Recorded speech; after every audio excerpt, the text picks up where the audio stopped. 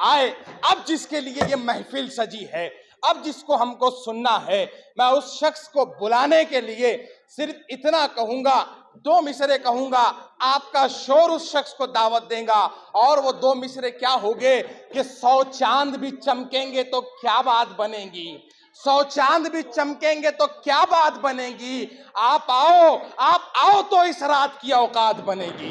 अली जनाब अफसर पठान साहब, अली जनाब अफसर खान साहब, जोरदार, ये शोर थमना नहीं चाहिए, ये शोर रुकना नहीं चाहिए।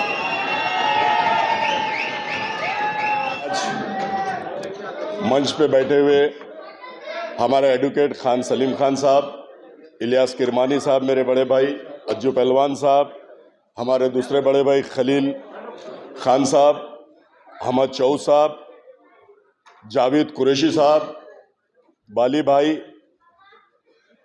अरशद भाई,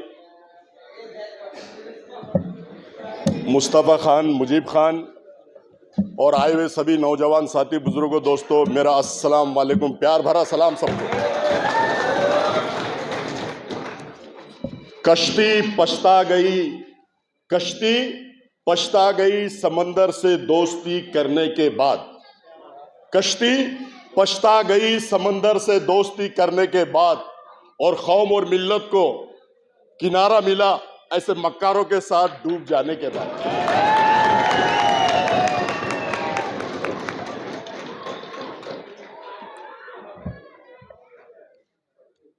आज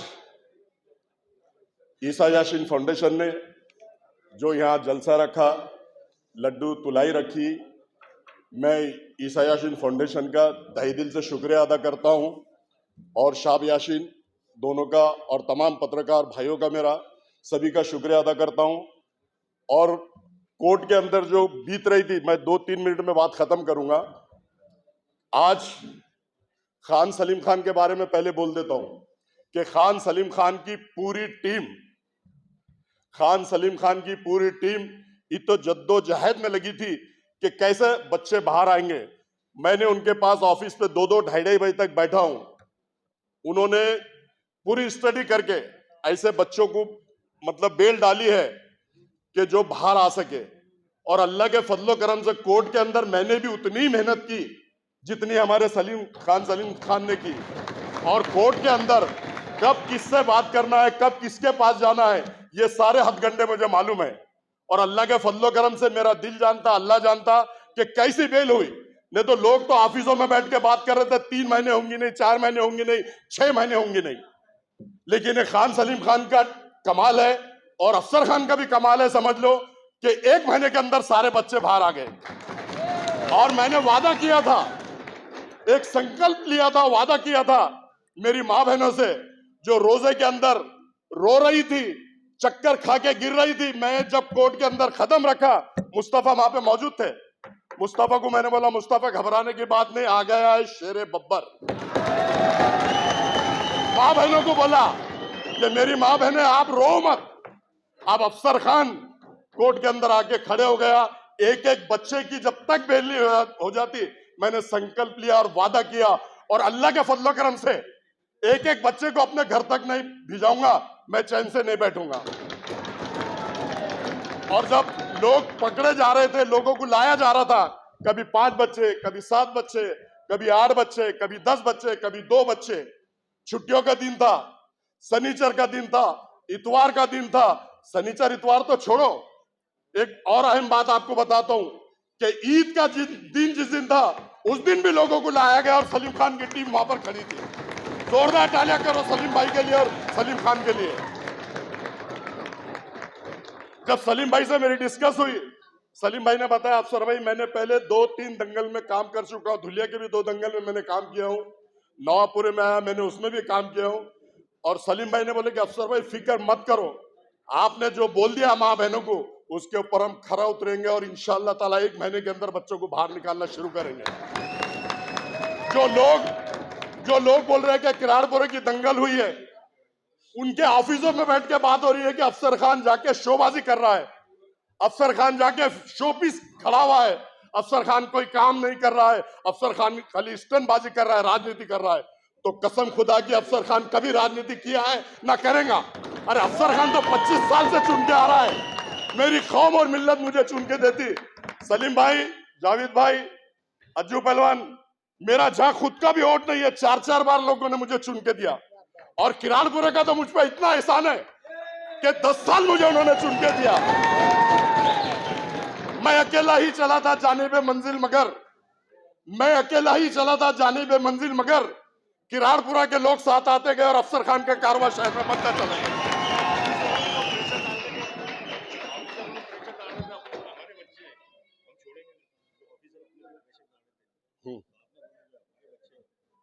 और कुछ प्रेशर ऑफिसरों की तरफ से भी आ रहा था, मुस्तफा भी है। मुझको बोला जा रहा है कि तुम वो बच्चों को छुड़ा रहे जिन्होंने पुलिस की गाड़ियां जलाई, पुलिस पे हमला की। मैंने बोला आपने आपकी कार्रवाई कर दी है, अगर मेरा बच्चा अगर किसी का मर्डर करता था क्या मैं उसके लिए खड़ा नहीं रहूंगा? तो मेरे ये भाई है, ये मेरी कौम और मिल्लत के भाई है, उनके लिए मैं खड़ा हूं। मैं अंजाम से नहीं डरता, मैंने बाइट में भी बोला, मैंने यूट्यूब चैनल पे भी बोला, मैं अंजाम से नहीं डरता। अफसर खान है, किसी के बाप से नहीं डरता, किसी के बाप से नहीं डरता। अल्लाह ताला ने इतनी शक्ति और क्षमता दी है अफसर खान के अंदर कि अफसर खान 95 से लेके आज तक हर एक के लिए लड़ रहा है, कौम और मिल्लत की। जब भी बात आती है सभागृह के अंदर मेरे साथी बैठे हैं, ईसा गंडा भी बैठा है, मैंने हमेशा कौम और मिल्लत के लिए सेना से लड़ा, बीजेपी से लड़ा और सारे समाज से लड़ा, और कौम और मिल्लत की बात मैंने हमेशा किया। और मरे दम तक ये अफसर खान कौम और मिल्लत की बात करता रहेगा, और लड़ते लड़ते मर जाएगा, शहीद भी हो जाएगा, तो अफसर खान डरेगा नहीं किसी के बाप से। मुस्तफा को मालूम है, और कुछ लोगों को उनको फोन आए, रिकॉर्डिंग है मेरे पास, रिकॉर्डिंग है मेरे पास, उनके फोन आए, उनको पीआई ने बोला कि तुम अगर इधर आएंगे और तुम्हारा भी घर में आए तुमको अंदर कर दूंगा, तो वो लोग डर के कोई भी सामने नहीं आया। ये शेर बब्बर सीना तान के वहां खड़ा था। अफसर खान लकब से डरता, ना पुलिस स्टेशन से डरता, ना जेल से डरता। कौम और मिल्लत का मुझ में जज्बा है, कौम और मिल्लत के लिए मैं काम करता है और काम करता रहूंगा। और एक बार जब बेल के सलीम भाई ऐसे खड़े कोने में ऐसे पैसे निकाल के दे रहे टिकटों के लिए, अरे मतलब सलीम भाई, अरे नहीं बोले, वो शख्स टिकट के भी पैसे नहीं लिया, बेलौस काम करने वाला, उसके लिए जोरदार तालियां। और उनको अभी भी मेरा सिलोट है, पहले भी सिलोट मारा पूरी टीम को, आज भी मारता हूं। तो ये शख्स ने टिकट के लिए, मैंने पैसे निकाला टिकट को देने के लिए, मेरा जेरॉक्स टिकट के पैसे ले, बोले अफसर भाई नहीं। मैंने बोले जैसा तुमने वादा किया, संकल्प लिया, मैंने भी लिया, बोले एक एक बच्चा बाहर आने तक टिकट के भी पैसे किसी से नहीं लूंगा। तो फिर मैं एक बार, भाषण तो अभी आगे होंगे, किसके बारे में क्या बोलना है, किसको क्या बताना है, किसने क्या किया, किसने क्या नहीं किया, वो स्टेज सजेगा, हम हाँ बोलेंगे। आज ईसा यासीन फाउंडेशन का और तमाम मेरे भाई लोग आए, सबका शुक्रिया अदा करता हूं, और सभी नौजवान साथियों का भी शुक्रिया अदा करता हूं। अल्लाह हाफिज, खुदा हाफिज।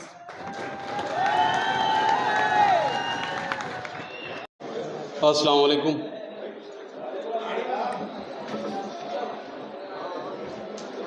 आज के इस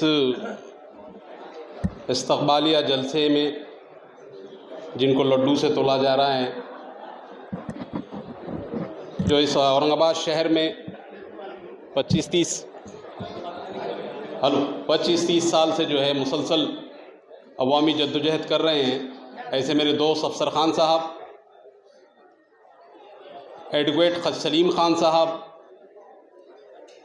मुस्लिम अवामी कमेटी के सदर इलियास किरमानी साहब, साबिक़ विरोधी पक्ष नेता अज्जू पहलवान साहब,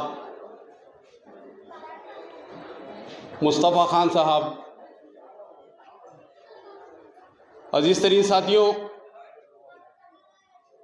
आज का ये इस्तक़बाल तो है, लेकिन ये इस्तक़बाल हमने उन बच्चों को जेलों से छुड़ाने की शक्ल में हमने ये इस्तक़बाल रखा है। उन पे जो आजमाइशें गुजरी है उसके लिए इस्तक़बाल रखा है। लेकिन ये सारी बातें होने से पहले मैं एक बात समझाता चलूं कि इस शहर औरंगाबाद के अंदर जो मुसलमानों ने इत्तेहाद का मुजाहरा किया था और वो इत्तेहाद की शक्ल के अंदर जिन जिन मुसीबतों से हम गुजर रहे हैं वो सारी चीजें भी सोचने की जरूरत है। वो क्या मुसीबतें हैं और वह मुसीबतों से हमारे को छुटकारा क्यों नहीं मिल रहा है, हमसे वो सारी चीजें क्यों छीनी जा रही है जो इत्तेहाद के बाद हमारे को मिली थी। तो ये सारी चीजें सोचने की जरूरत है। इसलिए सोचने की जरूरत है कि कहीं इत्तेहाद में मिलावट तो नहीं आ गई। जो एक बहुत मजबूत पायदार इत्तेहाद इस औरंगाबाद शहर के मुसलमानों ने कायम किया था, उस इत्तेहाद को किसकी नजर लग गई या किस मक्कार ने इसको खा लिया, इस बात को भी सोचने की जरूरत। हम देख रहे हैं कि 88 में फसाद हुआ था, उसके बाद फिर फसाद औरंगाबाद शहर में नहीं हुआ। छुटमुट कुछ घटनाएं हो सकती है, लेकिन ये ऐसा क्या वजह है कि ये 3 साल के अंदर 2 बड़े फसाद हम मुसलमान झेल रहे हैं और झेलने के बाद इन फसाद के जिम्मेदार भी हम ठहराए जा रहे हैं, जेलों के अंदर भी हम भरे जा रहे हैं, जमानतें भी हमारे को ही कराना पड़ रही है। ये सारी चीजें सोचने की जरूरत है कि ये सब क्यों हो रहा है, क्या किसी प्लान के तहत हो रहा है। हमने बहुत इखलास से इत्तेहाद कायम किया था, हमने बहुत इखलास से हमारे लीडरान चुने थे, हमने पूरी ईमानदारी इसके अंदर दिखाई थी। हमने वो सारी चीजें इस इत्तेहाद के नाम कर दी थी। हमने रोजे रखे थे, हमने आयतल कुर्सी के जो है महफिलें सजाई थी, हमने मक्का मदीना के अंदर दुआएं की थी, वो इस इत्तेहाद को कायम रखने के लिए। और ये इत्तेहाद के अंदर जिन लोगों ने इस इत्तेहाद को पारा पारा करने की कोशिश की है, ये वही लोग हैं जिनको हमने सरों पे बिठाया। इनको हमने सरों पे बिठाया था कि आओ मेरे यारों, बैठो हमारे सरों पे और राज करो। यही कहा था ना, यही बात हुई थी। हमने राज करने के लिए बिठाया था और तुम लकड़ी से जानवरों के जैसा हकालने का सलूक हमारे साथ कर रहे हैं। तो अब तुमको कैसा हम बर्दाश्त करेंगे। अजीज तरीन साथियों, फसाद हुए भी, मुसलमाना जज्बात में आए भी और मुसलमानों को हमने संभाला भी। तुमको मिल्लत का सही तरीके का तर्जुमा ही नहीं मालूम अभी कि मिल्लत क्या रहता है, तो तुम मिल्लत की नफ्स को क्या पकड़ेंगे, मिल्लत की मिजाज को क्या पकड़ेंगे और मिल्लत किस तरीके से संभलती है वो तुमको संभालना कैसा आएगा, नहीं आएगा।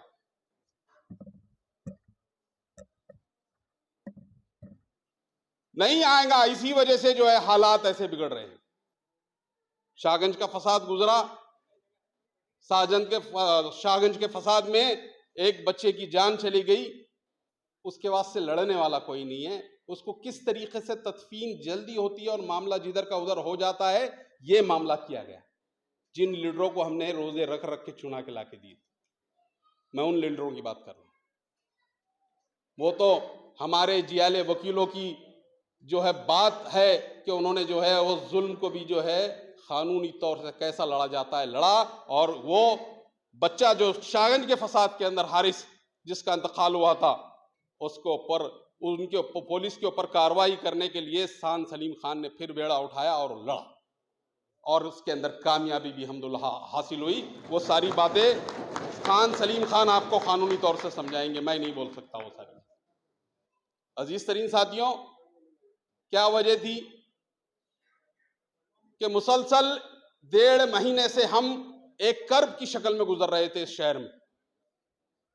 नाम अंतर का मसला हुआ, औरंगाबाद के नाम को तब्दील करने की साजिशें हुई और उस तारीख से मुसलमान बड़ी कर्ब की शक्ल में इस शहर में गुजार रहा था। हम एहतजाज कर रहे थे, हम रास्ते पे एहतजाज कर रहे थे, हम कानून के दायरे के अंदर एहतजाज कर रहे थे, कानून की लड़ाई लड़ रहे थे। इस शहर में फसादी लोगों का आना जाना शुरू हुआ। वो यहाँ तकरीर कर रहे हैं, मुसलमानों को गालियां दे रहे हैं, मुसलमानों की माओ बेटों को गालियां नए नए नए अल्काब से नवाज रहे हैं। हम खामोश सब्र का मुजाहरा कर रहे हैं, क्योंकि हमारे पास रमजान चालू था, हम रोजे रख रहे थे, हम इबादत कर रहे थे, हमारे अंदर वो सारी रूहानी ग़िज़ा हमारे अंदर जा रही थी, ये सारी चीजें हम कर रहे थे। फिर क्या वजह थी, क्या वजह थी इतना सब पूरे कर्ब की शक्ल में दे दे? रमजान के अंदर ही जालना के अंदर एक मुसलमान मौलाना के जो है दाढ़ी काट दी जाती है, उनके साथ बदसलूकी की जा सकती है। ये सारा कर्ब हम बर्दाश्त कर रहे थे, सह रहे थे। फिर भी हमने इस शहर के अमन को नहीं छोड़ा, इस शहर के अमन को नहीं छोड़ा हमने। हम सारी चीजें बर्दाश्त करते रहे और खामोश सह रहे सब्र के साथ। लेकिन कब तक हमारे सब्र का पैमाना क्या फूटेगा नहीं? हम नामर्द तो नहीं है ना?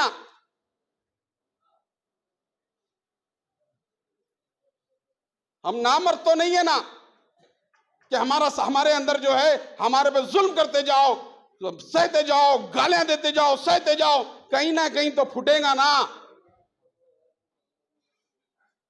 अजीज तरीन साथियों, जो बदनामी मुसलमानों की जा रही है उसमें हमारे लोग शामिल हैं। मुसलमानों की ये हैसियत बनाने की कोशिश की जा रही है कि मुसलमान फसादी है। खुदा की कसम मुसलमान फसादी नहीं है।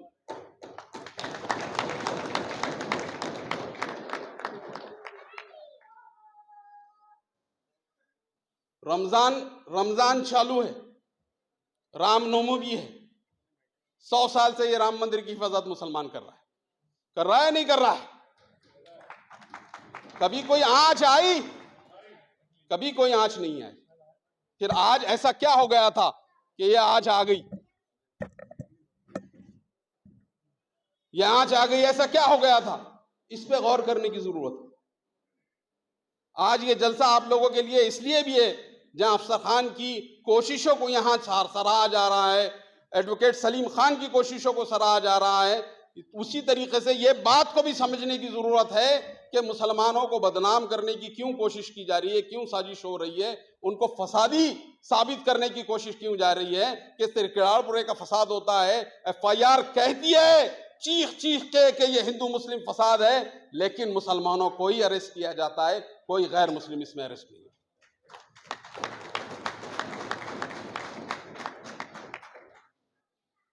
और हमारे ही लीडरान आते हैं, हम पे ही लकड़ी तानते हैं और हमको कहते हैं तुम्हारा कुंबिंग ऑपरेशन होगा।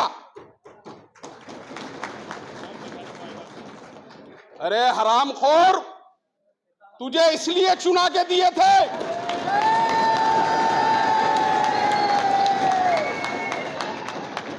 नहीं, हमने क्या इसलिए चुना के दिए थे कि तू हमारा कुंबिंग ऑपरेशन करेगा, जबकि पूरे रमजान में सब्र का घूंट अगर किसी ने पिया तो हमने पिए थे। कौन बचाने को आएगा? तो आ गया तुम्हारा बाप अफसर खान माफ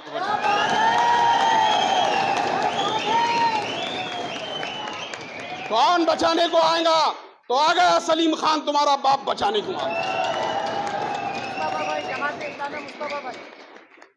और कौन बचाने को आएगा? तो जमात उलमा के मुस्तफा खान यहां बचाने को। और वो लोग भी सुन ले जो छुड़ाने का ढोंग कर रहे थे और बाद में मुखबरी कर रहे थे, एक एक का घर बता रहे थे, वो लोग भी सुन ले। तो किन किन ने, सब मालूमात है हमारे पास, कौन कौन ने हरामखोरे अकीदे, सारी मालूमात है हमारे पास। लेकिन अजीज तरीन साथियों, हमको जो बदनाम करने की कोशिश की है, मैं आपको बार बार उसी तरफ इशारा कर रहा हूं कि हमको जो बदनाम करने की कोशिश की जा रही है कि ये फसाद बर्पा हमने किया। कसम खुदा की ये फसाद बर्पा हमने नहीं किया। ये मुसलसल कुछ लोग पहले आए, उनको मुसलमानों ने खामोशी से समझा के वापस भिजा दी, और जो बाद में आए उन्होंने शरारतें की, और वो शरारतों का नतीजा था कि ये सारे वाकयात गुजर गए। फिर हमारा शाहरुख खान आया।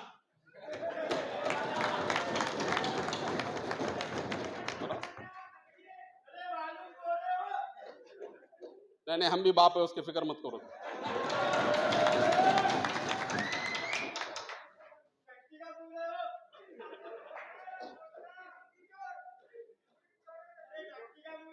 अरे रुको ना जरा यार। तो आने कोई भी लीडर मुसलमानों के बीच में आता तो मुसलमानों के मसाइल रुक के पूछता है कि क्या बात है, तुम इतने लोग क्यों जमा हो गए। ये लीडर की क्वालिटी में है। लीडर के अंदर ये सलाहियत होना जरूरी है, नहीं तो वो काय का लीडर। भी शाहरुख खान बनने का था तो फिर काय को लीडर बन रहे। वहां पर मैं अपने तजुर्बे से एक बात मुसलमानों आप लोगों से कहना चाहता हूं कि जब मुसलमानों का वहां मजमा जमा था, वहां पर एक चीज को भी धक्का नहीं लगा था, ना गाड़ियां वहां पर जलाई गई थी। और जो बहुत दावे कर रहे हैं कि 24 साल की पत्रकारिता मेरे काम में आ गई कि मैं ना मंदिर के अंदर खड़ा हूं, मैं यहां मंदिर में खड़ा हूं, यहां पर कोई टेंशन नहीं है, सब सुकून से, मंदिर को धक्का नहीं लगा रहा है। अरे कौन मंदिर को धक्का लगा रहा था भाई? मुसलमान मंदिर को धक्का लगा रहे थे। ये जो पाखंड जिस तरीका मंदिर के अंदर चल रहा था, वो पाखंड को समझने की जरूरत थी कि जिस तरीके से वो एक्टिंग वहां शाहरुख खान कर रहा था कि यहां पर कुछ नहीं हुआ, कुछ नहीं बिगड़ा, कुछ नहीं हुआ, ये सब पाखंड, ये सारे पाखंड को भी समझने की जरूरत है कि वहां पर मुसलमान जमा जरूर हुए थे क्योंकि कुछ शरारत लोगों ने शरारतें की थी। राम मंदिर को धक्का नहीं लगा रहे थे। राम मंदिर के ये कोने से वो कोने तक देख लो, पूरी कांच के शीशे की खिड़कियां हैं उनकी, एक शीशी को मुसलमान ने पत्थर नहीं मारा, एक शीशी को। कोई साबित करके बता देना कि एक शीशी को पत्थर लगा। ये काय को मंदिर बचाने को आ रहा। फिर मुसलमान खुद उसकी हिफाजत करने वाले लोग हैं। वहां कर दिन रात वो मंदिर हमारी नजरों के सामने है, वो मंदिर को नुकसान पहुंचाने का सवाल ही नहीं होता, क्योंकि कुरान मजीद ने हमको ये तालीम दी नहीं है। कुरान मजीद ने कहा कि लकुम दीनकुम वलिय दीन, तुम्हारा मजहब तुम्हारे साथ, हमारा मजहब हमारे साथ। हम नहीं कर सकते, ये हमसे हो नहीं सकता। हम ये सो है नालाखियां कर नहीं सकते। और वो जितना मजमा था, जितने लोग वहां मौजूद थे, जब वो काबिल मुबारकबाद थे कि उन्होंने किसी दूसरे मजहब की जो है तजलील नहीं की, वो के मंदिर को धक्का तक नहीं लगा। ये आके अपनी टीआरपी बढ़ा रहा वहां पे। अरे काय की टीआर भाई, राम मंदिर को मुसलमानों ने धक्का ही नहीं लगाए, तू कैसे बोलता है कि राम मंदिर मैंने बचाया? ये सब तमाशे। मुसलमानों ने ये हरकत नहीं की। मैं बोल रहा हूं कि वो एक कमान लगी हुई थी भगवे कलर की राम मंदिर के सामने के हिस्से में। वो भगवा कलर का जो कपड़ा था वो चाइना सिल्क का था, वो आग जल्दी पकड़ता था, बहुत जल्दी आग पकड़ता था। यकीन मानो इतनी गाड़ियां वहां जली जो रिकॉर्ड पे है। वो राम मंदिर का गेट जो बाहर लगा हुआ था काफी, वो गेट, वो कपड़े को आग जल्दी लगती, उसके बावजूद भी वो कपड़ा आखिरी दिन तक जैसी की वैसी था। उसके सामने शायद हो गाड़ियां जल गई, ये जल गई, वो जल गई, लेकिन वो कमान नहीं जली, वो कमान नहीं जली। ये गवाह है उस बात का कि हम वहां पर मंदिर को नुकसान पहुंचाने की कोशिश नहीं कर रहे थे। हम वो डिमांड कर रहे थे कि वो जो शरारती लोग वहां पर आए थे, वो शरारती लोगों को पुलिस के हवाले किया जाए, ये हमारा डिमांड था। कतई हमारा डिमांड नहीं था कि राम मंदिर को नुकसान पहुंचाया जाए। ये जो पाखंड जिस तरीके से मिली भगत के साथ हुआ, इस पाखंड को मुसलमानों समझने की जरूरत है। और समझो आप लोग, आने वाला वक्त हमारे लिए जो है बहुत नफसा नफसी का दौर है, बहुत सियासी उटल पुटल का दौर है। आज महाराष्ट्र की सियासी सूरत हाल ऐसी है कि हम कुछ फैसला नहीं कर पा रहे कि सियासी रुख किस करवट बैठेगा, सियासी ऊंट किस करवट बैठेगा। इन सारे हालात में हमको ये समझने की जरूरत है कि आगे हम किस करवट बैठेंगे, और हम जो करवट बैठेंगे इंशाअल्लाह वो करवट एकदम सही तरीके से बैठना चाहिए। अभी हमको बीजेपी को हराना है साहब, अब ये बात भी तय कर लो आप, क्योंकि जिस तरीके के जुल्म बीजेपी हमारे पे कर रही है, जिस तरीके के कानून हमारे ऊपर लादे जा रहे हैं, जिस तरीके से हमारे लीडरान को जो है खपाया जा रहा है, फंसाया जा रहा है। आज ही आजम खान को जो है बाइज्जत बरी करा है कोर्ट ने, आज ही, कल के दिन।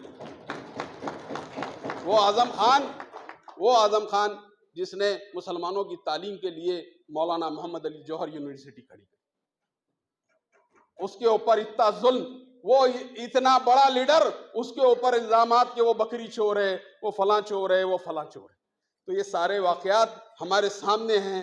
हमारे लीडर बच नहीं पा रहे हैं, हमारी मिल्लत बच नहीं पा रही है, हमारे उलमा इकराम के ऊपर नजर कड़ी है, हमारे मदरसों के ऊपर नजर है, हमारे हिजाब के मामले खराब है, हमारे शरीयत पे हमले हो रहे हैं। ये सारे वाकयात के अंदर हमारा वोट बहुत कार फरमा है। अब सियासी बात सीधी सीधी है, साफ साफ है। मैं भी था इस इत्तेहाद को पनपने के लिए। सबसे ज्यादा कोशिश अगर किसी की थी, सबसे ज्यादा मेहनत किसी की थी, तो ये आपके गरीब बंदे की थी, अल्हम्दुलिल्लाह। और उसमें कामयाबी भी हमने हासिल करे, इसमें भी कोई शक नहीं।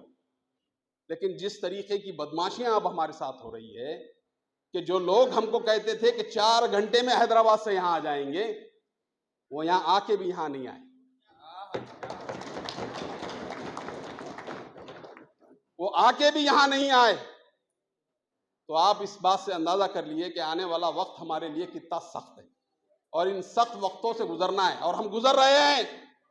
ये सारी मुसीबतों से, सारी आजमाइशों से हम गुजर रहे हैं, और हम इंशाअल्लाह कामयाब वापस निकलेंगे। एक बार जो है हमने जो है इत्तेहाद का मुजाहरा किया और कामयाबी हासिल की। अरे भाई, ये लोगों ने तो दलितों को भी नहीं छोड़े यार। सारी मेहनत अल्लाह के करम से जो बंदे ने की थी, उसमें भी दलितों को भी धोखा दे दिए, और अब मुसलमानों को भी धोखा दे रहे। और नए नए तमाशे।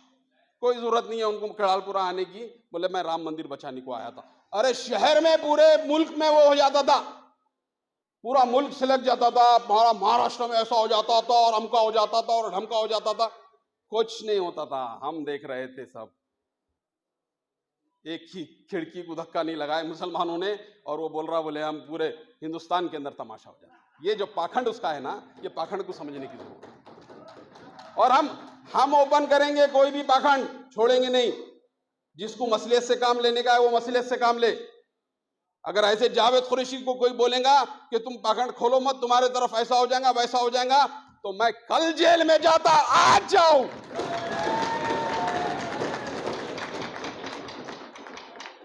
लेकिन खूलू खौलन सदीदा, सच बात बोलने से पीछे नहीं हटूंगा। बिल्कुल ये तालीम ही नहीं है मेरी। और जिन लोगों के साथ मेरा उठना बैठना है, उन्होंने भी कभी नहीं सिखाया मुझे, और जिसने मुझे पैदा किया उसने भी मुझे ये नहीं सिखाया कि तू सच बात से मुकर जा, मसलियत की राह इख्तियार कर ले। फिर कुरान ने कहा कि ईमान वालों, वो बात क्यों कहते हो जो करते हैं। तो ये पाखंड नहीं चलेंगे। मुसलमानों को बहुत साफ साफ गाइडलाइंस तुमको जो है मिली हुई है इसके अंदर, और उस पर अमल करने का कि जो बात तुम कहते हो वही करो। तुम्हारे से राम मंदिर बचने वाला नहीं था। तुम बिला वजह के पाखंड मत करो हमारे सामने आके यहां पे। और तुम्हारे पाखंड को कोई उठाए ना उठाए, कोई बोले ना बोले, ये जावेद कुरैशी इंशाअल्लाह जरूर बोलेगा। खुदा हाफिज़। हेलो, बहुत बहुत शुक्रिया जावेद साहब। और सब भूल गए हरफे सदाकत लिखना, रह गया काम हमारा ही बगावत लिखना। मैं अली जनाब खान सलीम खान साहब से दरख्वास्त करता हूँ कि वो आए और अपना ख्याल को पेश करे। ये वो शख्स है साहब जिसने अदालत के अंदर खड़े रहकर आपकी पैरवी की है, जिसने ये बताया कि अगर आपके पास लॉ की डिग्री है तो स्टेज के बजाय आपको अदालत में खड़े होना पड़ेगा, और जो है तो अदालत के अंदर जाकर लड़ना पड़ेगा, तब जाके आप कौम के किसी काम आएंगे। मैं सलीम साहब चूंकि कोर्ट में बोलने वाले हैं तो मैं इनको ये नहीं कह सकता कि आप कम वक्त में बोले, क्योंकि वकीलों को पता होता है कहां पर कितना बोलना है। मैं खान सलीम खान साहब से इतना कहूंगा कि बोल कि लब आजाद है तेरे।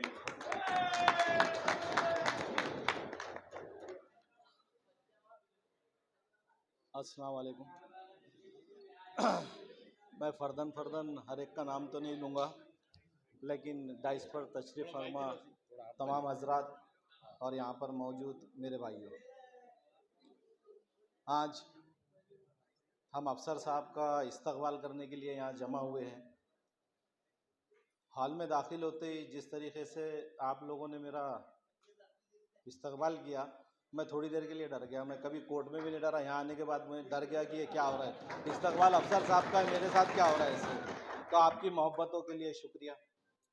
ये ज़बान हमेशा हक़ बोलेगी, क्योंकि मेरा ताल्लुक़ उस कौम से है कि जिसने फ़िरौन के दरबार में भी हक़ बोलने से पीछे नहीं हटे। उस दरबार में सबूत और दलाइल नहीं देखे जाते। आज भी हम जब काम करते हैं जुडिशरी पे, तो वही स्पिरिट को लेकर काम करते हैं कि मेरा ताल्लुक़ उस कौम से है जो हक़ बोलने से नहीं डरती। मुझसे कहा गया कि केस के बारे में बताइए। आज मैं समझता हूँ तकरीबन 40 से 45 दिन का अरसा हो गया है। 29 और 30 की दरमियानी शब औरंगाबाद में जो कुछ हुआ वो सब आपके सामने था। हम लोग दिल्ली में थे, औरंगाबाद का नामांतरण का जो केस था उस सिलसिले में मैं दिल्ली था, और मैं इफ्तार के टाइम औरंगाबाद पहुंचा। दूसरे दिन ये वाक़या रोनुमा हुआ। जो नामांतरण की लड़ाई चल रही थी साहब, वो लड़ाई को साइडलाइन करने के लिए, बड़ी जिम्मेदारी से कह रहा हूं, वो मुद्दा ही दब गया और हम आज तक उस चीज में उलझे हुए हैं। राम मंदिर का वाकया हुआ, 400 से 500 लोगों के खिलाफ केस दर्ज हुआ। जिनके खिलाफ केस दर्ज हुआ उनके नाम नहीं, रैंडमली अरेस्ट शुरू हुआ। हर रोज 8, 10, 12, 15 नौजवानों को अरेस्ट किया जाता था और कोर्ट में लाया जाता था। हमारे लिए भी एक मसला था कि आखिर इसमें डिफेंस ले तो कैसा ले, करे तो क्या करे। मेरे अकेले के बस की बात नहीं थी। मैंने अपने साथ काम करने वालों से पूछा कि आप लोग मेरी मदद करोगे क्या। तो 14 एडवोकेट्स ने उसमें मेरे साथ काम करने के लिए हामी भरी और माशाल्लाह आखिर तक सबने मिलकर मेरा साथ दिया। ये वो 14-15 एडवोकेट्स की मेहनत का नतीजा था कि 82 लोग जो अरेस्ट हुए थे वो 1 महीने के बाद जेल से रिहा हो गए। वरना आप लोग सब जानते हैं कि जब किसी केस में 307 लगा दिया जाता है तो उसमें बेल लेना तकरीबन चार्जशीट तक तो नामुमकिन हो जाता है। हमारे जो बच्चे जेल से छूट कर आए, मैं उनसे पूछता था कि जेल में क्या हाल था, तो बोले सब यही बोलते थे सामान लपेट के रखो, अभी तुम्हारी बेल होने वाली नहीं है। लेकिन हमको यकीन था, अफसर भाई ऑफिस पे आया करते थे, शहर के टाइम ऑफिस बंद हो रहा था, हम लोग रेगुलरली ये स्टडी करते थे कि इस केस में किस तरह की स्ट्रेटेजी अडॉप्ट की जाए कि हमको जल्द से जल्द कामयाबी मिले। फिर हमने उसमें ग्रुप्स बनाए और एक स्ट्रेटेजी के तहत काम किया और उसमें कामयाबी हासिल हुई।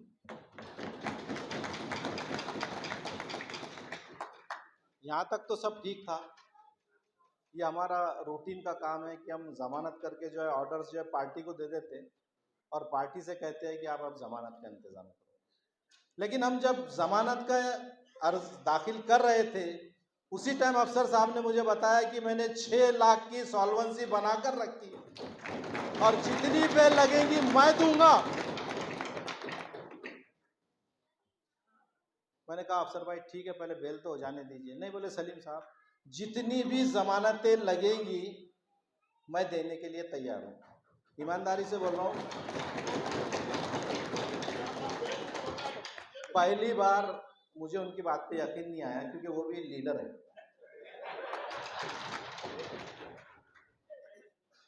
लेकिन जैसे ही बेल ऑर्डर हुए और उन्होंने एक सीरीज शुरू की कि उनके बच्चे, उनके रिश्तेदार, उनके दोस्त अहबाब, इवन दामाद तक आए मेरे ख्याल से जमानत लेने के लिए, कि पूरा खानदान अफसर खान का जमानत लेने के लिए आया।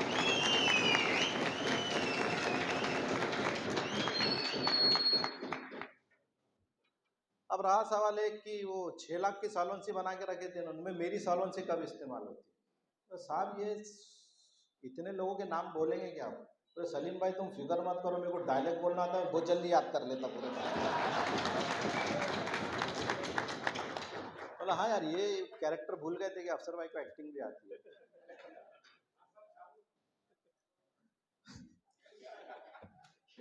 जब इनको हमने जज के सामने प्रेजेंट किया कि ये श्योरिटी है, तो इन्होंने उन तमाम अफराद के ना सिर्फ नाम पते बोले, बल्कि कोर्ट को ये यकीन दिलाया कि जब भी ज़रूरत पड़ेगी इन सब लोगों को मैं कोर्ट में हाजिर रखूँगा।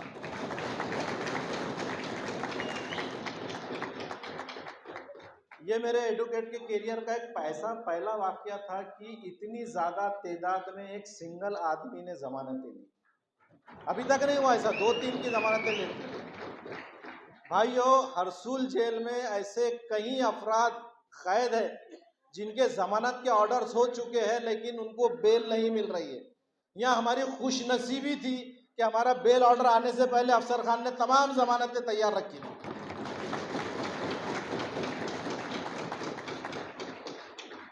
ये कोई आसान काम नहीं था। अब जमानतें हो गई, सब हो गया, हम समझे काम खत्म हो गया। अफसर साहब ने भी एक प्रोग्राम रखे, हमारा इस्तकबाल किए।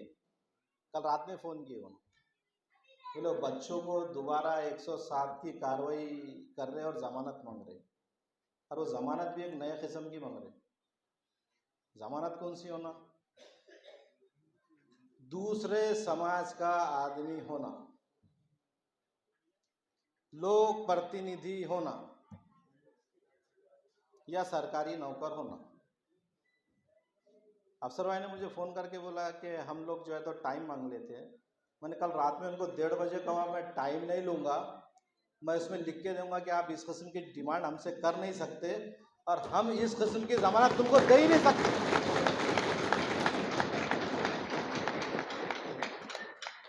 आज प्रोग्राम में आने से पहले वो कार्रवाई अटेंड करके आ रहे एसीपी के ऑफिस पे, माशाल्लाह वो जिम्मेदारी भी निभा रहे हैं। अभी उस पर ऑर्डर बाकी है, उम्मीद है हमको उसमें सक्सेस मिलेगा।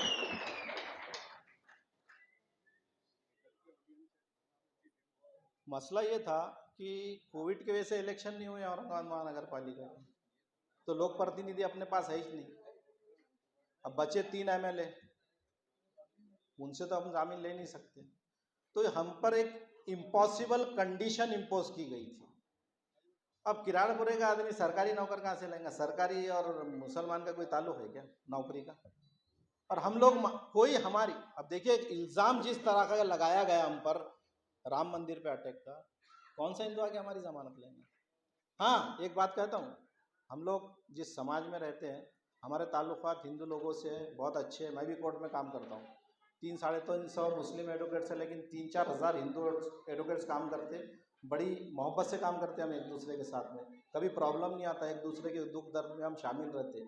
मैंने एसीपी साहब को जो जवाब लिख कर दिया उसमें मैंने यही कहा कि आप किसी भी नॉर्मल हिंदुस्तानी की मुझसे मांगिए मैं दूंगा, लेकिन आप स्पेसिफिक मांगेंगे हम प्रोवाइड नहीं कर सकते, हम ये देने में नाकाम, हम नहीं दे सकते। हम जेल जाना पसंद करेंगे लेकिन इस किस्म की हम जमानत दे नहीं सकते।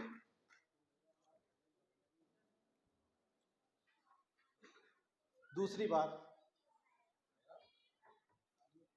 मैंने इस पूरे केस में बीइंग एडवोकेट अपने फ़राइज़ को अंजाम दिया। मैं शुक्र अदा करता हूँ अल्लाह ताला का कि उसने मुझे लॉ की डिग्री से नवाजा था, इसलिए मैं कौम के काम आ सका।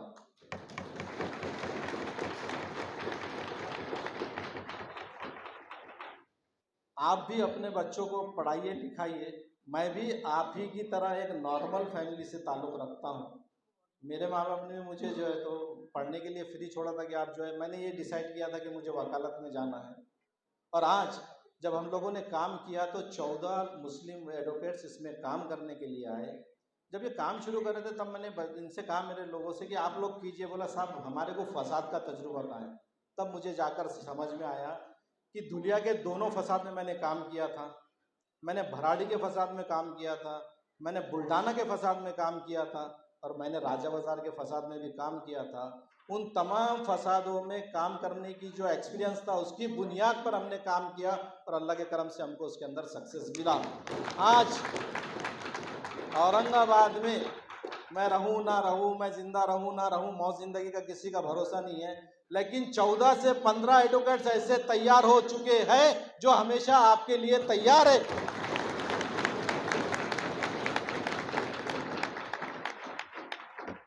जब हम लोग ये काम कर रहे थे तब सियासी और गैर सियासी तमाम लोगों ने हमसे कांटेक्ट किया। उसमें से हमारे किरमानी साहब भी हैं, इनका भी हमारे बड़ा मोरल सपोर्ट रहा। मेरे ऑफिस पे आए, इवन उन्होंने मुझे जो है हर तरीके का ताउन देने का वादा किया, लेकिन अफसर खान साहब ने इतना कर दिया कि मुझे किसी से ताउन लेने की ज़रूरत ही नहीं पड़ी।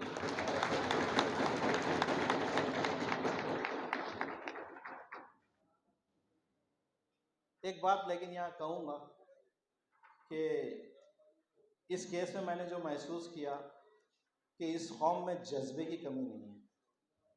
मेरे ऑफिस पर एक शख्स आया और उसने कहा कि मैं भी ज़मानत लेना चाहता हूँ। वो शख्स जो है साइकिल पर अचार और पापड़ बेचता है।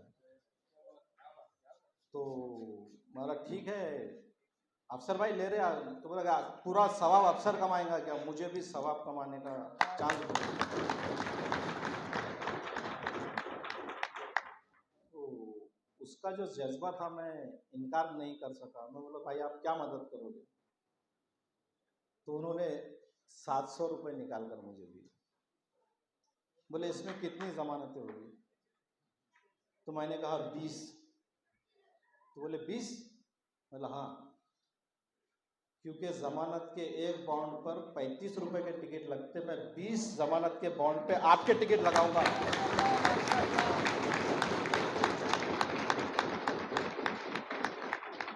उसने कहा मैं तो समझा साहब आप बोलेंगे 700 रुपये में क्या हुआ। 700 रुपये में नहीं, ये तुम्हारा जो जज्बा है, अल्लाह ताला ने जो जज्बा दिया है कौम में कि एक आदमी जो साइकिल पर पप्पड़ और अचार बेचता है उसके दिल में भी इतना जज्बा है कि वो भी हमारे लिए सोचता है। हमारे पास इस केस में काम करते टाइम मैंने एक चीज़ की महसूस किया कि हमारे पास साधनों की कमी नहीं है, काम करने वालों की कमी नहीं है। कमी एक ही चीज़ की है कि काम करने वाले को काम करने नहीं दिया जाता।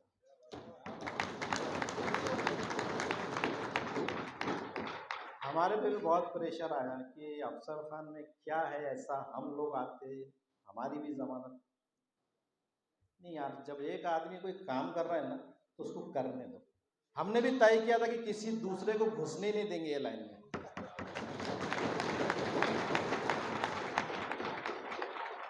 क्योंकि पता था कि मुश्किल के टाइम कौन खड़ा था। एक और बात बताता हूँ, ये तो सब चल रहा था, 40 से 50 दिन का हमने एक अरसा इनके साथ गुजारा।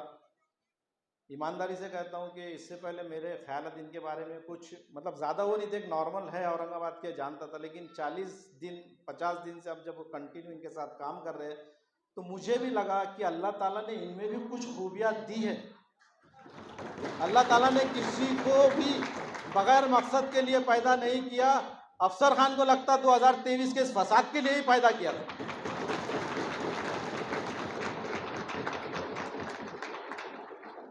ना सिर्फ जमानतें ली बल्कि दवा वगैरह के लिए, घर किराए के लिए भी इन्होंने जो है तो मदद की लोगों की। ये हम देखते थे, इन्होंने कहा नहीं, लेकिन ये जो देते थे तो हम लोग देखते थे उसको। साथ ही क्या नाम है, मुश्ताक साहब, ये भी नारेगांव से शुरू दिन से आखिरी दिन तक हर किस्म का जो काम बोले जेरॉक्स करा के लाओ, ये करा के लाओ, ये आदमी कराता रहा। इनका भी बहुत बड़ा रोल है मेरे भाई। बस एक जी जी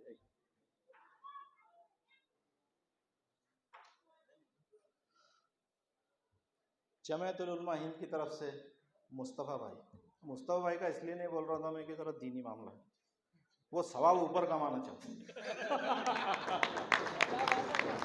क्योंकि जमायतुल उलमा हिंद जो है इस तरीके के मामलात में काम हमेशा से करते आई है, वो किसी तारुफ के मोहताज नहीं है। लेकिन एक नई शख्सियत जो उभर कर आई अफसर खान की शक्ल में, उस ताल्लुक से काबिल मुबारकबाद है औरंगाबाद के लोग कि हम लोगों को एक ऐसी पर्सनालिटी मिली है।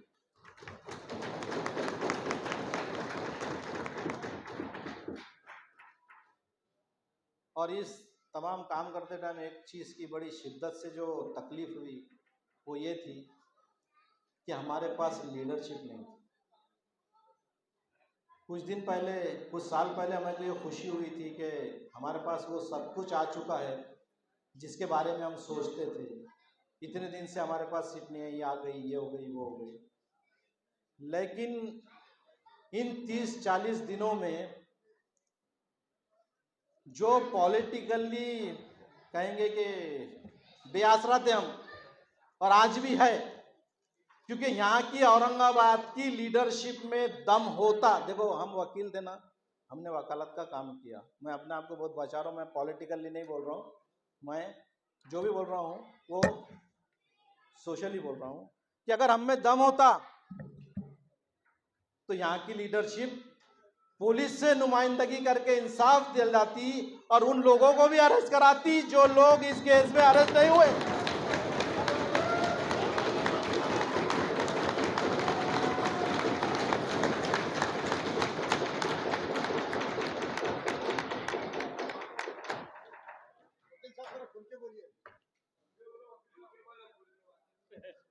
मैं वकील हूँ, कुछ लिमिटेशन है, वरना मुझ पे भी इल्जाम लग जाएंगे कल को आप इलेक्शन में खड़े होने वाले हैं क्या।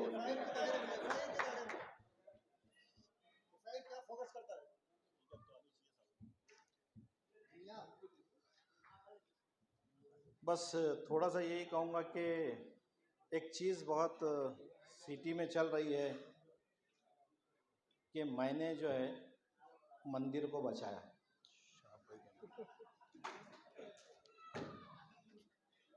मेरे कान भी पक गए ये डायलॉग सुन सुन के कि मैंने मंदिर को बचाया। अफसर भाई, पहले दिन से लेके आखिरी दिन तक कोर्ट में जो भी प्रोसीडिंग हुई उसकी सर्टिफाइड कॉपीज अपन ने निकाले। उसमें साउथ इंडिया की ये फिल्म की स्टोरी है क्या?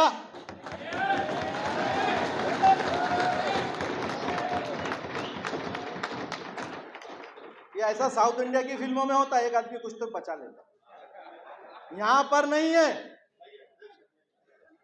मैं आखिरी दिन तक भी इंतजार कर रहा था कि ये स्टोरी कब आती, लेकिन आज तक वो पुलिस वालों ने बताया नहीं। हो सकता चार्जशीट में बताएंगे, और चार्जशीट में बताएंगे तो वो प्राइम हीरो रहेगा, स्टार विटनेस रहेगा वो केस का, जो खुदा की कसम खाकर कोर्ट में यह कहेगा कि ये फसाद मुसलमानों ने कराया था और हम उसका क्रॉस करेंगे।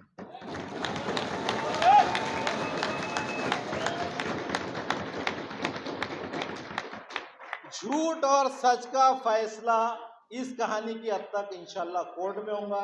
आप तमाम ने मेरी बात को सुना, जिनको बुरी लगी हो माफ़ करना। मैंने एडवोकेट होने के नाते इस केस में जो काम किया मैंने आपके सामने बयान किया। आप सब लोगों ने मुझे सुना, इज्जत अफजाई की, इसलिए मैं हम तमाम का बहुत बहुत शुक्रिया अदा करता हूँ।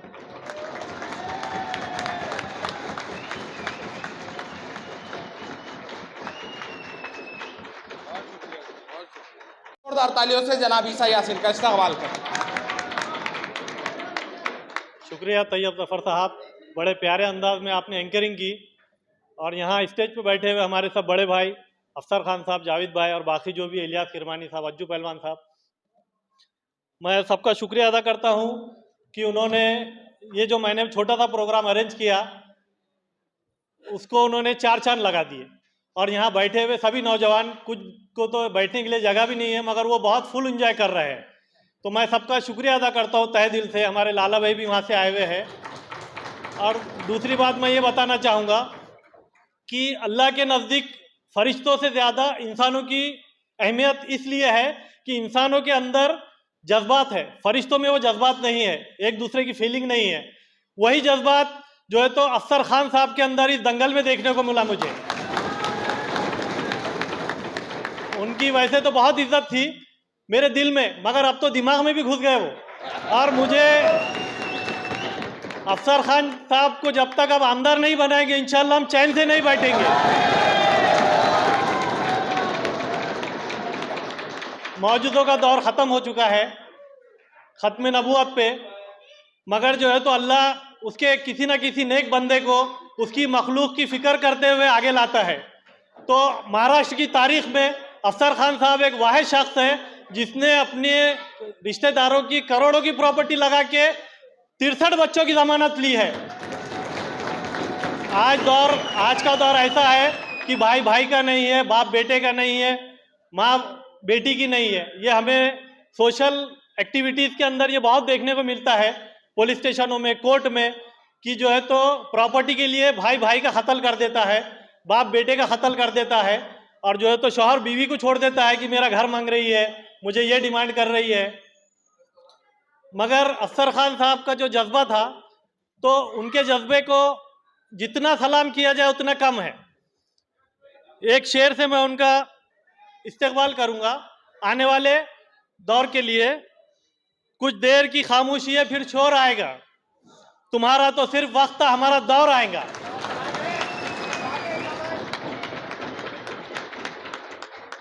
जो लोग इत्तेहाद की बम मारते थे और जो है तो ये बोलते थे कि हम 15 मिनट में आएंगे, 5 घंटे में आएंगे, शहर में दंगल होंगी, तो दंगल तो सब प्री प्लान होते हैं, मगर वो 45 दिन के बाद भी नहीं आए। और कुछ जो है तो 500 मीटर दूर नहीं जा सक रहे और 500 किलोमीटर दूर जा रहे। और वहाँ जाके तो मेरा उनसे ये मीडिया के जरिए मैसेज है कि वो वहीं जाके इलेक्शन लड़े, कि अकोले का दंगल जाके देख रहे। जिन लोगों ने उनको 80,000 वोटों की भीख से नवाजा था वो आज बड़े नेता बन गए और वो बोल रहे कि हम आ नहीं सकते। अरे आपको कौम ने बड़ा बनाया, आपको कौम ने बड़ा बनाया, कौम के जो वोटों की भीख है उसने बड़ा बनाया।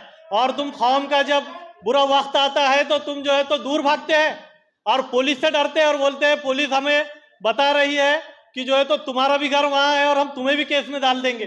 तो जिनके अंदर हिम्मत नहीं है वो पीछे हट जाए, जिनमें हिम्मत है वो कौम की नुमाइंदगी करेंगे।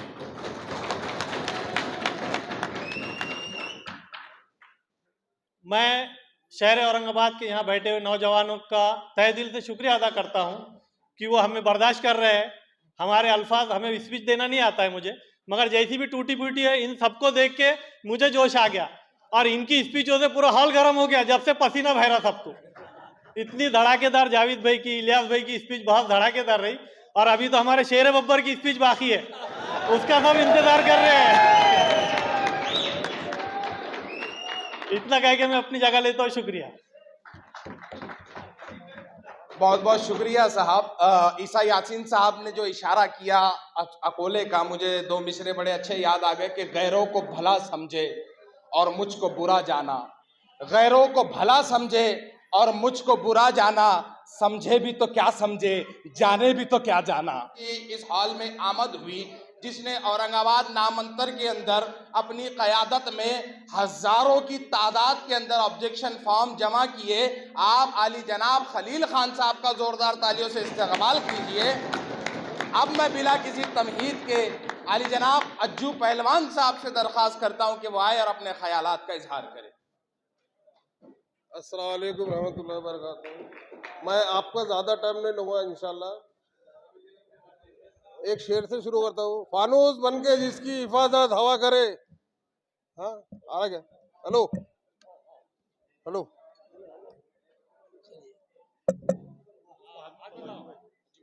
ये भी मिले हुआ तो नहीं दिख रहा। फानूस बन के जिसकी हिफाजत हवा करे, वो शमा क्या बुझे जिसे रोशन खुदा करे। इलियास भाई, कोई भी एक बार ठोकर लग के गिरता, दूसरी बार देख के चलता। कोई और इंशाअल्लाह ताला मैं चालू गाड़ी में बैठता, बंद गाड़ी में बैठता नहीं कभी। और जो बंद हो गई गाड़ी उसमें बैठने का सवाल ही पैदा नहीं होता।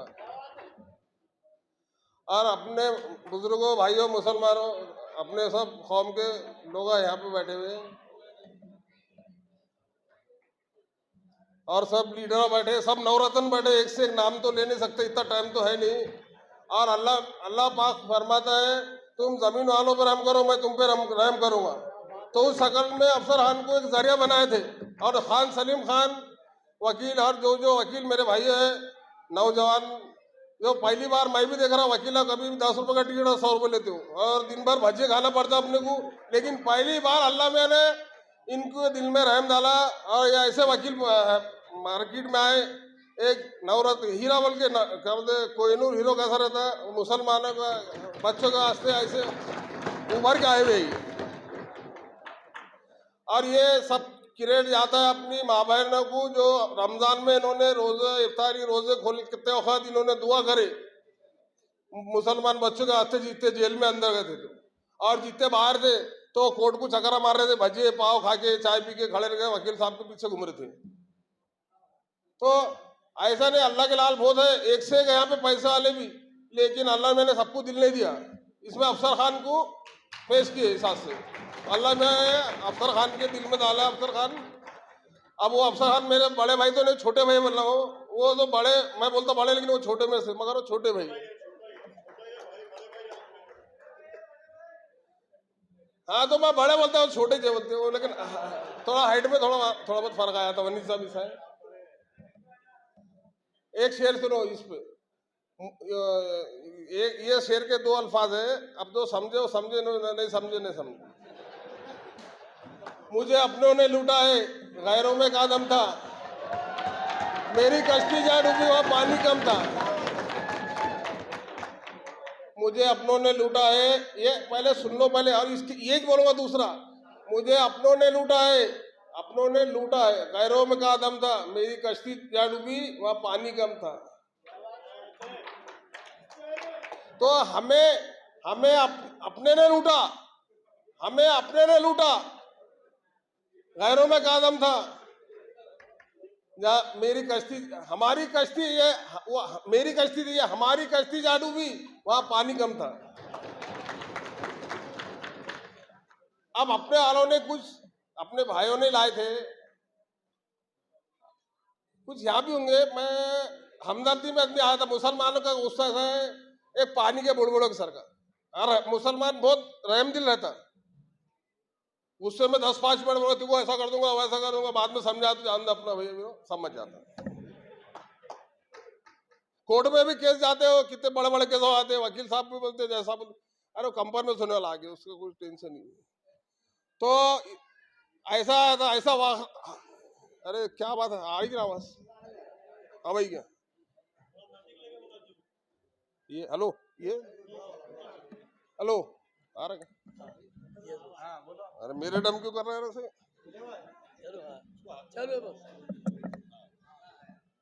तो अल्लाह मैंने अपने को सबको अखले सलीम बनाया है। और आजकल क्या है, पहले अपन रेडियो सुनते थे, उसमें बिना का गीत माला चलता था, बस वो रात भर वही चालू रहता था, वही सुनते। आपका कंप्यूटर दौर है, गूगल पे मारे तो सब दिख जाता। अभी वहाँ का हुकूमत बंदी कांगराट, अपने को बीजेपी हराना, ये सब सही बात है, जीएसटी लग गई, ये लग गई, भजिए पाव पे, दूध पे, सब दही पे लग गई, गोश्त पे भी लग गए, है क्या जाहिद भाई? तो अपने को बीजेपी को हराना है, तो अपने को अब कर्नाटक में बीजेपी को हराया उन्होंने, सरकार इतनी बड़ी, तो वहां पे स्कीम क्या मिली, 1500 रुपये महीने को, लाइट का बिल आधा, केजरीवाल साहब ने निकाले थे वो। इसाक भाई है क्या नहीं, अंडे वालो चले गए। हर कोई कहीं भी जाओ, लेकिन एक टाइम आया ऐसा तो एक प्लेटफॉर्म पे आ जाओ, मेरा बोलने का मतलब ये है। तो अपन कोई भी लीडर आता ना, तो एक आठवा जो आता कैसा, उसके पीछे पूरे एक मेंढी एक बकरी जाती तो उसके पीछे 100 मेंढा, एक बकरी बॉडी में गिरी तो पूरे गिरते, उसके ऐसा गिर गए थे पूरे।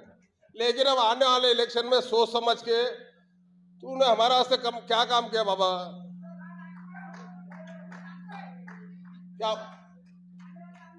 क्या बोले ममदान साहब? अरे अल्लाह पाक नुक्ते नवाज है, वो किसको हीरो बना देता है, किसको जीरो बना देता, उनका किस्मत है, कोई टाल नहीं सकता इंशाअल्लाह ताला। और अपना भाई है, अपने को खुशी होना चाहिए। वो भी विरोधी पक्ष नेता है और मैं भी विरोधी पक्ष नेता, इतना क्यों पहले में बाद में था। पहले आप में, वो पहले मैंने, बाद में मेरा। क्या समझ जावेद भाई, बराबर है ना?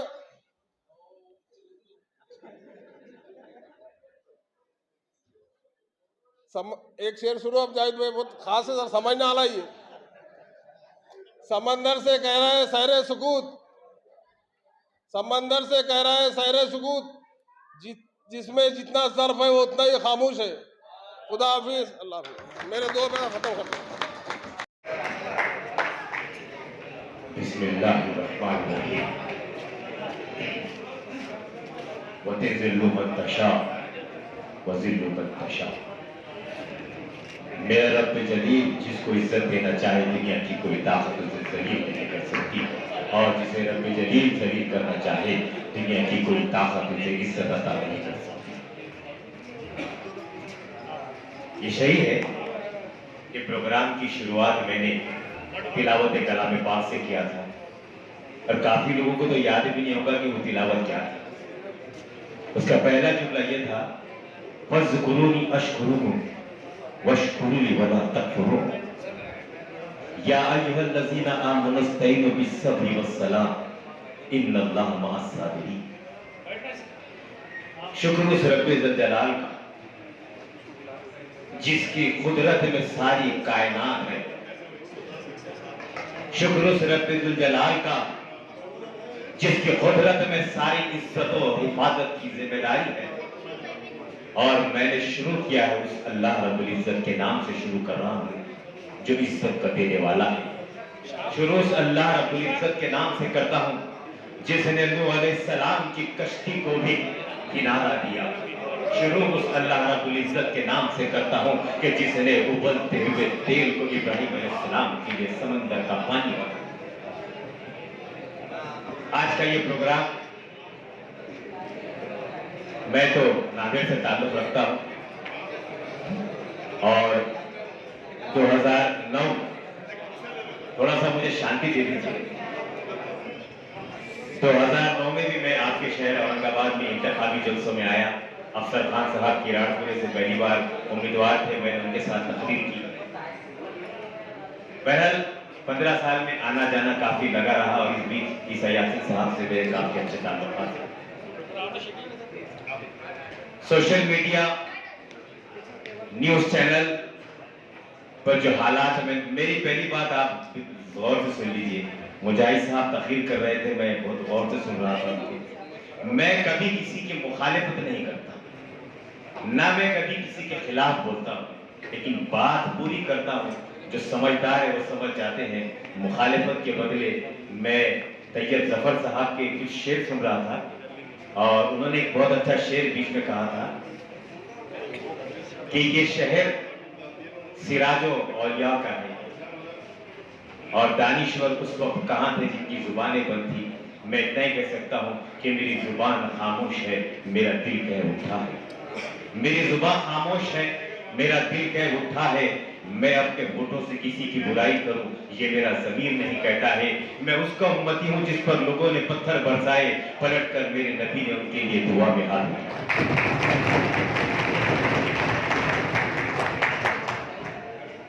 एक जुलूस निकलता है, दंगा होता है, फसाद होता है। फसाद की जद में जब कोई मजबूर आ जाता है तो उसकी कैफियत उसके माँ बाप से पूछिए, अगर अल्लाह ना करे कभी ऐसी नौबत या मुसीबत आ पाए। बिलख कर रोती उस माँ के एक एक आंसू को पूछ लो, जो अपने बच्चे को बचपन में अगर एक छींक आ जाए तो पूरी रात उसके चेहरे को देखकर ये सोचती है कि इसको क्या खिला दूं, इसको ऐसी क्या दवा पिला दूं कि मेरे बच्चे की छींक कम हो जाए और मेरा बच्चा सुकून से सो जाए। ऐसे जिगर का टुकड़ा महीने 1.5 महीने तक जेल में पड़ा। उस मां की कैफियत को मद्देनजर रखो। उस बहन को सोचो जो अपने भाई की उंगली पकड़कर उसे स्कूल ले जाती है, उसको आज ये एहसास हो रहा है कि मेरा भाई जेल में है, सारा का सारा शहर खामोश है। क्या मर्दों की इस बस्ती में कोई एक ही मर्द जन्म ले सकता है? अल्लाह जिससे काम, मैंने पहले जो आयत पढ़ी थी कुरान शुरुआत इसी करा था, अल्लाह उसी से काम लेता है जिसको वो पसंद करता है। सबके बस में नहीं है मिल्लत की ताबेदारी, सबके बस में नहीं है मिल्लत की ताबेदारी। अल्लाह उसी को चुनता है जिसके दिल में होती है उसकी इज्जत और आबादारी। इस्लाम को बदनाम किया भी दिया कि अफसर खान साहब ने 12:30 बजे रात को कहा था कि किराड़पुरी का जब तक एक एक बच्चा घर नहीं आ जाएगा मैं चैन से नहीं बैठूंगा। और वो आपका जज्बा था, आपका जुनून था, आपकी कैफियत थी और आपके जुनून में निकला मतलब था और आपके पीछे खड़ी हुई वकीलों की बहुत और वकील की ताकत थी कि आपको उस मंजिल तक लेके गई। और उन बच्चों में से 62 बच्चों को यहाँ लिखा हुआ है कि औरंगाबाद शहर की तारीख में पहली बार, मैं पूरे दावे के साथ कह सकता हूँ क्योंकि मेरा 17 साल का सियासी सफर है और अल्हम्दुलिल्लाह 17 साल में 1880 केस का अकेला सामना कर रहा हूँ क्योंकि तकरीर की वजह से वो केस होते हैं। लेकिन 17 साल के सफर में राणा साहब स्टेज पर बैठे हुए हैं, पूरे हिंदुस्तान में ऐसा कोई शख्स बता दीजिए कि जिसने 62 लोगों की एक वक्त में जमानत ली हो तो मैं तकरीर छोड़ देता हूं। अगर ये एजाज, ये रुतबा, ये मकाम शहर औरंगाबाद को नसीब हुआ है, बड़े खुश नसीब है आप लोग कि आपके पास दिलेरी और बहादुरी की एक हथियार मौजूद है जो कानून से लड़ता है, जो सियासत से लड़ता है, उन्हें किसी की मुखालिफत के अंदाज में नहीं। बहुत सारे कायदीन हैं, जनाब जफर कुरैशी साहब स्टेज पर मौजूद है, मुजाहिद साहब मौजूद है, जो मैंने जो तकरीर के दौरान जो नाम सुने वो बता रहा। अल्लाह का करम है मेरी बोलते थे, जनाब तैयब जफर साहब मौजूद है, बड़े अच्छे बेहतरीन शायर है, बड़े अच्छे अंदाज में वो बीच में अपने अल्फाज बयान कर रहे थे। मैं पूरे होश आवाज में ये अल्फाज कह रहा हूँ कि पूरे हिंदुस्तान की आजादी के बाद से तारीख उठाकर देखो, ऐसा मुजाहिद नहीं मिलेगा जो 62 बच्चों की एक वक्त वाहिद में बेगुनाहों की जमानत दे रहा। सर साहब, मैं सियासी मंजर के तहत ये बात नहीं कर रहा, इसका अजर क्या मिलेगा वो अल्लाह का और आपका मामला है। उन बेबस मां के आंसुओं का वास्ता है। आज भी उन माओं के जब हाथ उठते हैं अपने लाल को देखकर तो यही कहते हैं कि अल्लाह का सब सलामत रख, जिसकी मेहनत से मेरे बच्चे को बेगुनाह साबित करके कर लाया। और उन वकीलों को क़यामत तक कायम रख, उनके आबा व अजदाद को इज्जत और नवाजिश से नवाज, जिन वकीलों ने रात दिन मेहनत कर हमारे मासूम लालतों को बेगुनाह साबित करके घर लाया। मैं अगर मेरे शहर में होते अफसर खान साहब तो लड़की की क्या औकात, पूरे शहर को हिला देता था, आपको चांदी में तोड़ देता। लेकिन लड्डू भी माशाल्लाह पीले है, इसीलिए मैं उसे सोने का रूप दे रहा हूँ। सोने जैसा रंग और लड्डू के संग अफसर खान की धुलाई हो रही है, ये वो इस अंदाज में है। एडवोकेट खान सलीम खान साहब जो स्टेज पर तशरीफ फरमा है, उन्होंने केस लड़ा है।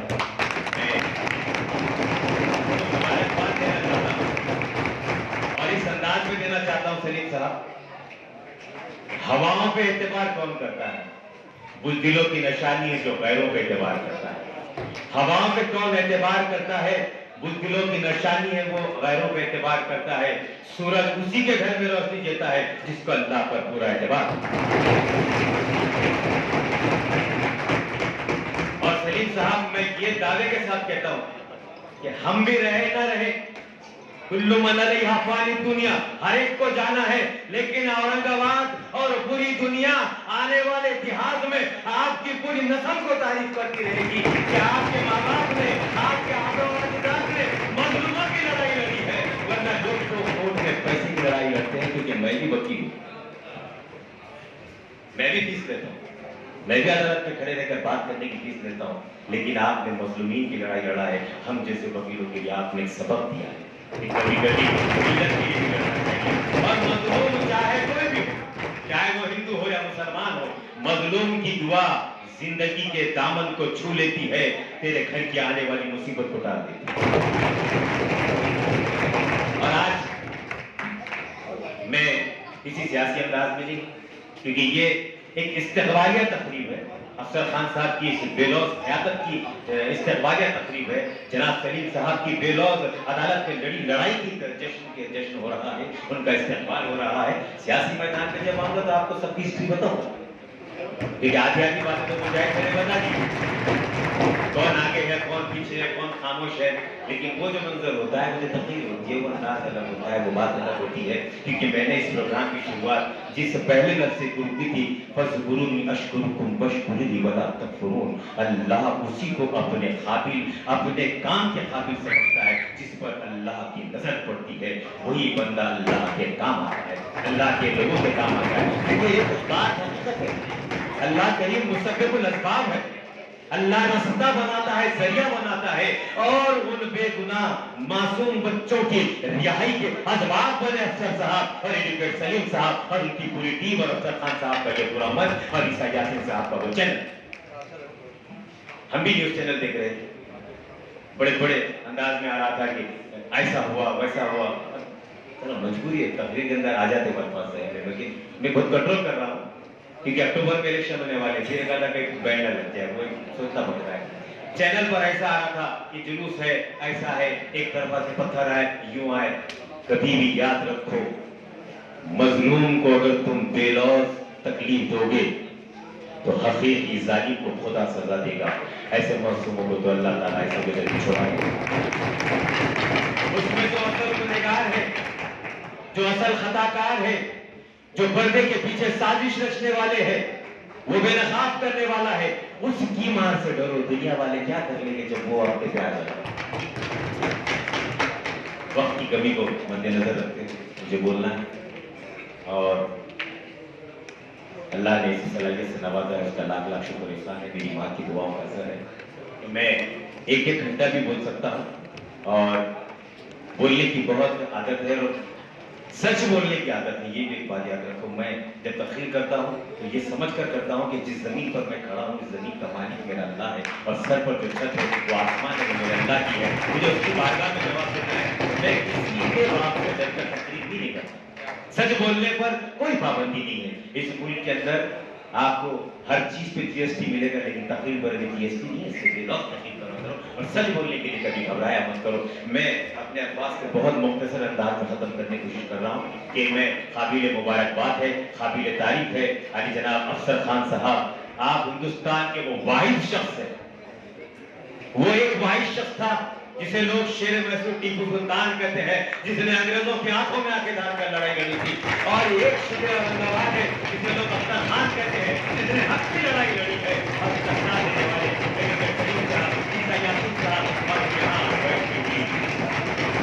तमाम सोशल मीडिया की टीम, तमाम न्यूज चैनल के रिपोर्टर जिन्होंने हक़ाइक़ को बताने में कभी पीछे नहीं हटा है, और इलियास किरमानी साहब को फरमा है, और वो तमाम न्यूज चैनल वाले और सोशल मीडिया वाले जिनके खलब ने, जिनके अल्फाज ने बेबाकी के साथ सारे मंजर को आवाम के सामने लाया, और उन्हीं मंजर को दिखाकर एडवोकेट सलीम साहब ने उन बच्चों को बेगुनाह साबित कर अदालत की चौखटों से वापस लाया।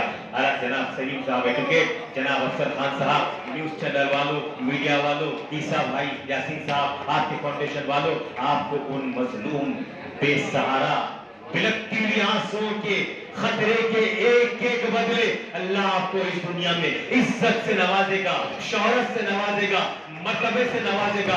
कभी भी याद रखो, माँ के आंचल से निकली भी दुआ रद्द नहीं होती, और उन बच्चों के माओं की दुआएं तुम्हारे साथ हमेशा साया बनकर रहेगी। मैं आखिरी में इतना ही कह सकता हूँ कि अफसर साहब, एडवोकेट सलीम साहब, ईसा यासीन साहब, मीडिया चैनल वालों, काबिल तहसीन है, काबिल मुबारकबाद है। आपका वो एक एक लफ्ज, वो एक एक अल्फाज, आज अदालत में लड़ी गई लड़ाई, और अफसर खान साहब की पीछे से लगाई की ताकत और उनका जुनून और जज्बा कि आपको आपके बच्चों को सही सलामत घर तक पहुंचाया है। क्योंकि जेल की जिंदगी जो होती है वो आपको पता नहीं, वक्त कम है। एक जुमले में मैं बोल देता हूँ कि मैं वो देख चुका हूँ। 2004 में मेरी तकरीर पर मुझे केस किया गया था, और मैं 7 दिन जेल में रहकर आया हूँ। मुझे पता है कि वो 7 दिन मुझे ऐसे लगे कि मैंने 7 जन्म गुजार दिए। ऐसे ऐसे कलाकारों से मुलाकात हो जाती है। बहरहाल वो एक मामला अलग था, लेकिन अल्लाह ना करे कभी ऐसी नौबत आए जो भी हालात बने हैं उसके खिलाफ लड़े हैं, डट कर लड़े हैं। आपकी इस जज्बे को अल्लाह रब्बुल इज्जत अपने बारगाह में कबूल करे, आपको दुनिया और आखिरत में इज्जत से नवाजे, आपके आने वाली नस्लों को इज्जत दे, आपकी आने वाली नस्लों की एक अच्छी रहबरी का ये हिस्सा बने। आखिरी में इतना कहता हूं कि दामने दिले आसार से मैं लौट कर नहीं आया, दामने दिले आसार से मैं लौट कर नहीं आया, मैं अल्लाह तेरे नबी का उम्मती हूँ, कहीं से भी कभी खाली हाथ नहीं आया। और जिन्होंने ये जज्बे अखलाक और जज्बे हुस्न से ये काम किया है, ऐ अल्लाह जिन्होंने ये जज्बे हुस्न और अखलाक से ये काम किया है, इनके उठे हुए झोलियों को हमेशा भरना, कभी अपने दरबार से खाली न लौटाना। बहुत बहुत शुक्रिया वकील साहब इशारों में